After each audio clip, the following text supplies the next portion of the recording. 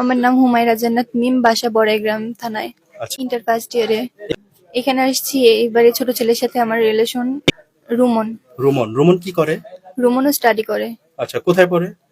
কোথায় পড়ে আমি সেটা সঠিক বলতে পারবো না, কিন্তু ও ইন্টার সেকেন্ড ইয়ারে পড়ে। আচ্ছা, কতদিনের সম্পর্ক আপনাদের? 4-5 মাস।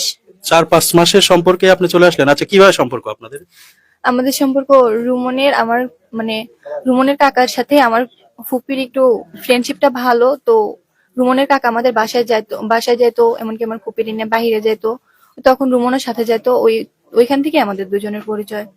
আচ্ছা, আর আপনি এই যে ধারাবাহিকে আসছেন, আপনার পরিবারে কেউ জানে?